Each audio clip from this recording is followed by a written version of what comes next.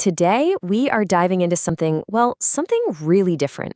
It's a new league that's mashing up street ball, the creator economy, and some pretty cool Web3 tech to build a sports ecosystem like we've never seen before.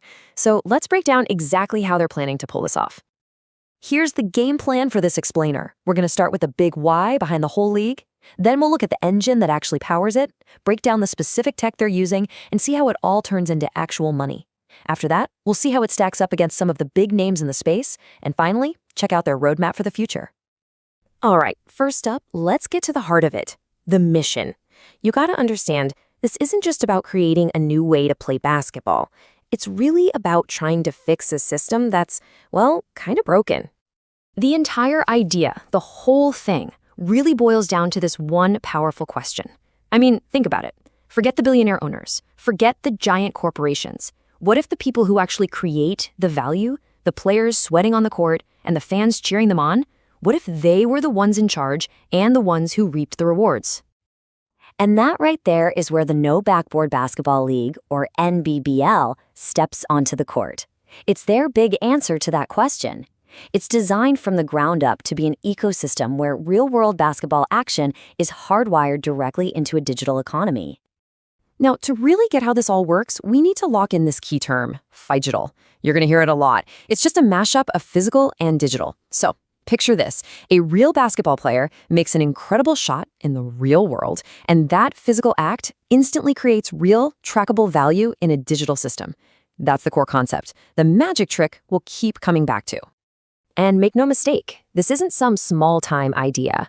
The market for athletes to monetize their name, image, and likeness, NIL, is set to be absolutely massive.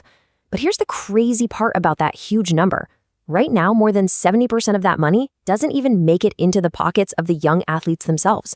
NBBL is literally designed to plug that leak. So how do they actually do it? How do they connect the court to the wallet? Let's move on and look at the engine that drives this entire economy. It's what they call the phygital flywheel.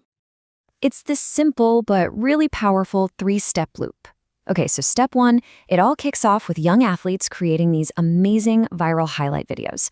Step two, that awesome content fuels community engagement. Fans watch it, they share it, and they actually earn rewards for getting involved. And that leads to step three. All that engagement generates real revenue, which then flows directly back to the athletes and the fans, giving them every reason to create and share even more content. You see, it's a cycle that just keeps feeding itself, getting bigger and stronger with every rotation. Now, that flywheel sounds great, right? But it's not magic. It needs some serious next-gen technology to actually work. And that brings us right to section 3, the Web3 tech stack that makes this whole thing possible. It all starts with a piece of hardware. This is the U-hoop. It's a smart, no-backboard hoop that's basically the physical anchor for the entire system. It has tech built right in that can verify any footage filmed on it is legit. It authenticates the gameplay, and that authentication is the key that unlocks monetization for the players. Okay, next up, every single athlete gets a baller token. You can think of it like their permanent digital sports ID card.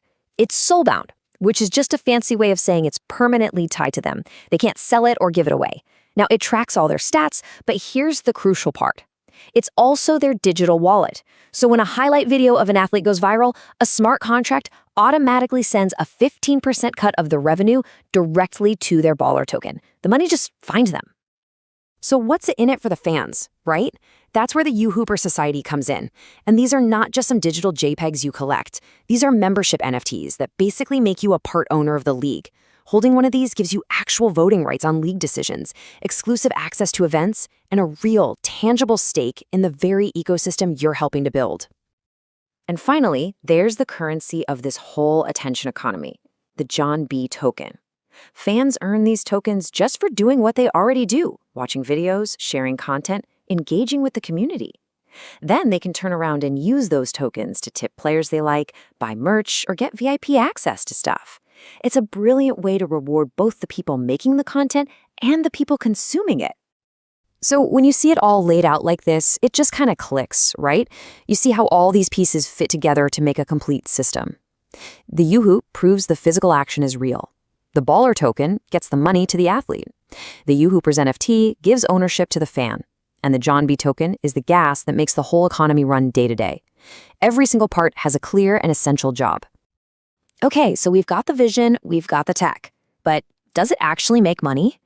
Let's get into section 4 and see how all this stuff translates into a real, functioning business. And get this, this isn't just a theory anymore.